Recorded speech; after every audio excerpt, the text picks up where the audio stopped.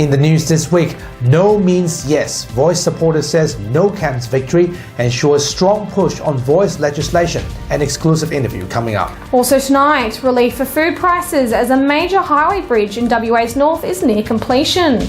And calls to shut down Unit 18 continue following the death of the First Nations juvenile detainee. And later, Dr. Andrew Miller's comment. This is The Evening News with Ivan Loon and Melissa Thorne.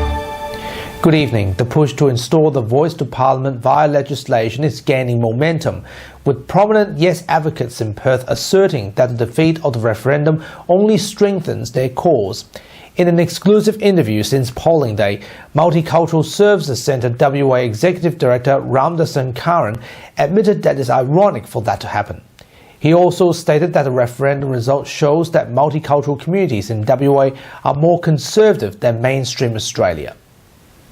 Given the No campaign has won the referendum, it only motivates the Yes camp to be more resilient and push for the next step. Isn't it ironic for me to ask you this way? Is it true that no means yes? Look, yes, you can say that it is ironic, but it's much more than that. And I say it's much more than that because it does give the Yes campaign, it energizes the Yes campaign, it gives Yes campaign, the motivation that it requires to ensure that, the recognition of the Indigenous people in our Constitution does not stay in limbo land, just as the Republican debate ended up and the referendum outcome ended up. So as far as I'm concerned, yes, I am bitterly disappointed, and so are, millions of Australians who, wanted the Yes vote to come up. But that should not deter us. The outcome of the thing should not deter us. It should, enhance our resolve to ensure that we go about it in a different way. And I say a different way because we tried to achieve far too much in one go, and the conservative society that Australians are yet again, came to the fore. And for me, having worked in the multicultural sector for 40 plus years, one thing is pretty clear, and that is, called communities, when it comes to conservative issues, are a hell of a lot more conservative than the mainstream Australians. That was proven to be so in the case of the marriage equality vote. If you look at electorates which had a disproportionate number of called people, it had a much higher no vote in the Yes campaign, and unfortunately that was repeated in the referendum that just finished. Isn't it true that at the end of the day, if people have voted no in a referendum, the decision should be respected? Yes. Because what's the point of having a referendum, having a choice? Yes, I'm not in any way suggesting that we shouldn't, that we should disrespect what happened, the outcome of the election. But you need to analyze why it is that we got the no.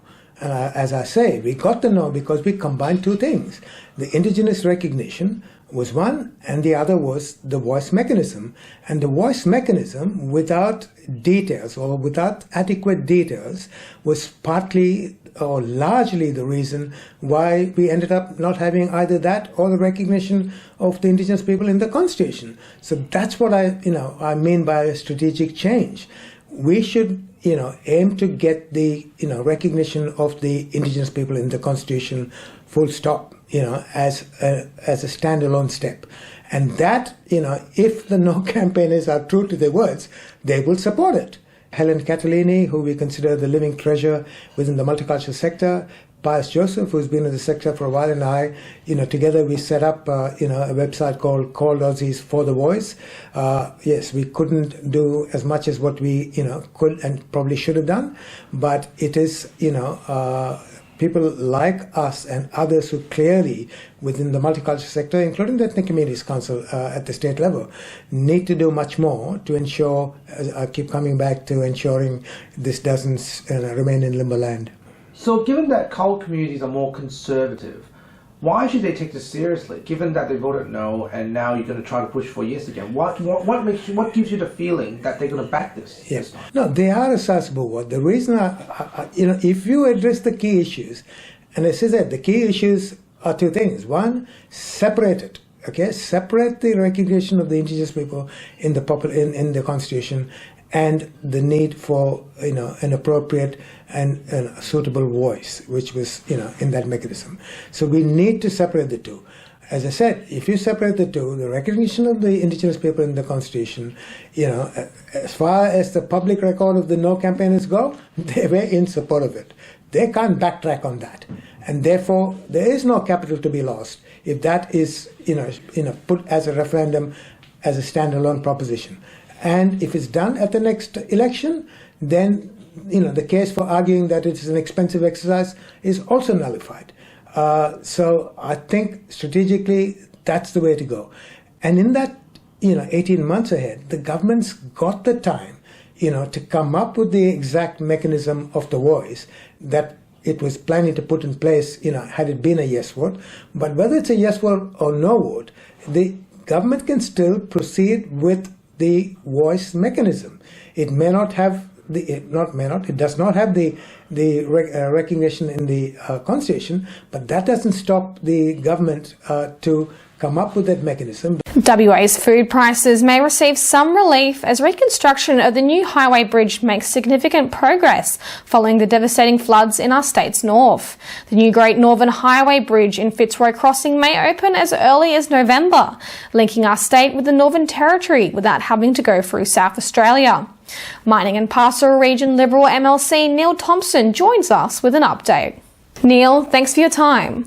What's the latest progress on the bridge since we've last spoken? Yeah, look, it's been quite rapid. The progress has been fantastic. So I think it's great relief that the community can see that we are getting close to the opening stage of this very important link to the north. There was a lot of concern about the coming wet season. We still haven't had rains yet, and I hear from people on the ground that, look, the bridge may be opened as early as the end of November, but certainly in December. The government's saying by the end of the year. Let's hope it's earlier, and let's hope we don't have those rains between now and then. If the rain returns, what will it mean for residents and truck drivers? That'll mean the road will be shut down. It takes about 40 to 50 millimetres of rain in the headwaters to close down the low-level crossing. It does mean that extra distance around through South Australia to get those goods to our East Kimberley. We don't want that to happen again, and we're hoping, looking at the likelihood of a drier season, we're hoping very much fingers crossed going forward. It's certainly been a very tough year for residents. What's the next step to ensure community resilience? Trucks have been traversing the river via the low-level crossing, so that's been, that was put in place. It took 105 days for the government to get that re-established, and that did take far too long. But then we had some rains unseasonal rains during the dry season, which shut the road down for another week or so. So it's been a really tough year for people in the East Kimberley.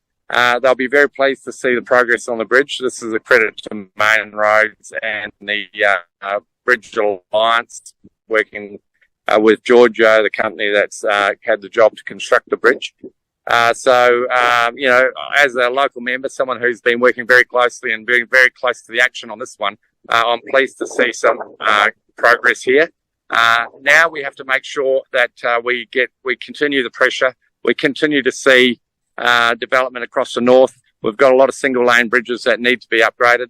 This project has cost about $300 million, which again is a credit, I think, to, it sounds like a lot of money, but the construction methodology that's been used here has allowed for an affordable construction, given the incredible difficulty and the span that's required.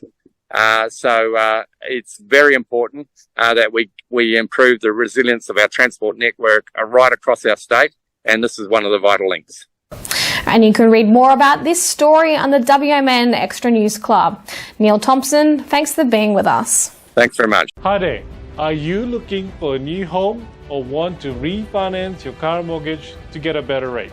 At AA Finance Solutions, we have the expertise and knowledge to help you to find the right loan for your needs and budgets. Contact us today. Let us help you to make your home ownership dream a reality. AA Finance Solutions, your local mortgage broker.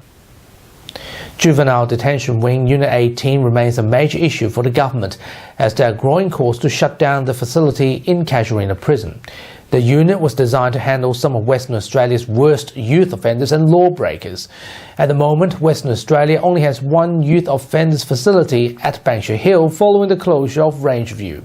During an extended interview with WAMA News, Greens MLC Brad Pettis says the government needs to innovate more options for youth rehabilitation following the death of First Nations youth in a unit this month. They've gone completely in the wrong direction on this over the last 6 years, taking a punitive approach, one that every expert will tell them doesn't work. These kids who are going in there are complex, that's true, but they're also kids that need education, that need support if we're going to get them coming out the other end as better human beings. They're not getting that, they're coming out worse because the approach has been just to punish them, to lock them down in solitary confinement. New laws will be introduced by the Cook government to ensure that courts and the PRB put GPS bracelets on family violence perpetrators under community supervision. Under reform legislation, monitoring will be mandatory for serial family violence offenders or if perpetrators break the rules during the restraining order or declaration. The person will be monitored under any community supervision order when these offenders are on bail, during sentencing, parole and post-sentence. Family violence offenders will also be monitored when they leave prison, under parole or post-sentencing when an FVRO is active. Violent offences, sexual offences, threats and non-violent offences, including stalking, will also be included in the new law. A mandatory term of 6 months in prison for removing the GPS tracking device will be included. The government says heavier penalties will reflect the seriousness of this offence. WA Police Commissioner Cole Blanche says he would have sacked Cameron Blaine if he hadn't quit. The Commissioner was asked about the findings of the Corruption and Crime Commission's report regarding former claimed senior police detective Cameron Blaine's relationship with an unnamed 22-year-old female journalist. It's understood that confidential information was leaked to the reporter, although she did not publish the details due to a possible breach. Mr. Blaine received global fame after successfully tracking down missing girl Cleo Smith in Carnarvon back in 2021. Commissioner Blanche says police officers must hold themselves to the highest value. Otherwise, they will be let go. Well, look, I think I have a track record as my brief time as Commissioner of removing people who fail at their values. And if the evidence was before me that the values were failed, yes, I would remove them. Police are looking into an armed robbery in which an elderly couple were attacked with a baseball bat. The robbery took place on the 9th of September this year. The robbery, which happened in Rossmoyne, is being examined by detectives from Cannington. According to the WA Police, at 7:15, 2 people arrived at their home on Riverton Drive. They were aged in their 50s, 1 male and 1 female, and ended up becoming the victims of the robbery. After exiting their car, the woman was attacked by 2 unknown men as they attempted to steal her bag. A male victim was also assaulted as he attempted to intervene. Authorities believe both men were armed with a baseball bat. Both suspects left the area in a silver sedan, travelling down Riverton Drive towards Leach Highway. Anyone with information should contact Crime Stoppers. And now here's Dr. Andrew Miller with his weekly medical and news commentary. Hi, thanks for your time. There's nothing more anxious than new parents who think that there might be something wrong with their baby. About 90 times a year there is a baby urgently transferred from King Edward Memorial Hospital soon after birth through to PCH for critical care. This can be for all sorts of reasons, but it's one of the reasons that it's recommended internationally that the Women and Babies Hospital, the main maternity hospital, be located very close to facilities that have tertiary level paediatric care available and also very good intensive care available for mothers. And that's the reason originally why they wanted to put the new Women and Babies Hospital on the same site as Perth Children's Hospital and adjacent to Charles Gardner. This, of course, has been cast aside by the government without medical advice, deciding that it was going to take too long and be too difficult to build on that site. We're seeing ongoing concerns from the clinicians that are being dismissed by the government, and they are inflexible, it seems, when it comes to looking at other options, either at the QE2 site or adjacent, in order to have the very difficult clinical problems dealt with by the small number of specialists that are available in this state in a timely manner. In future, we can't imagine it's going to get any easier to get up the freeway from the Fiona Stanley precinct to the Children's Hospital. In fact, we would predict that as the population grows, there will be particular times of the day where it may take a considerable amount of time to transport a baby, and that could be critical for those little kiddies and for their families. And this seems to be the main concern that is coming out with the fundamental selection of the site for the new Women and Babies Hospital. They can't really go ahead and build a new Children's Hospital down at Fiona Stanley as well. We've just finished doing that in Netherlands, so for better or worse, that's the site that it seems clinicians think this should be made to work at. We can't replicate all of the services of PCH down at Fiona Stanley because that requires specialists that really you only need one or two in a state of our size for a population this big, and to double all that up would be an incredibly expensive undertaking. So it would be a good time for the government to sit back and say we need to take advice from clinicians. We are struggling in the health sector. We do have terrible problems occurring within our hospitals, particularly where we don't listen to clinicians and where we don't apply enough resources.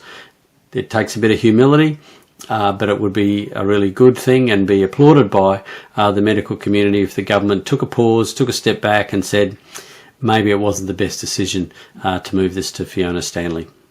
Thanks very much for your time. Thanks, Doctor. Before we go, this year marks 100 years of Vegemite, and I think we all love it here. I certainly like it with a bit of cheese and avocado on toast. How about yourself, Ivan? I think Vegemite is a bit of a good memory food for me. It reminds me of some good memories, but the fun fact is that I actually haven't tasted until 8 years living in this country. So that's quite a while, but I wrote extensively about that on my opinion piece on the WAMN Extra News Club, so don't forget to read that, and you can subscribe to that via the link in the description.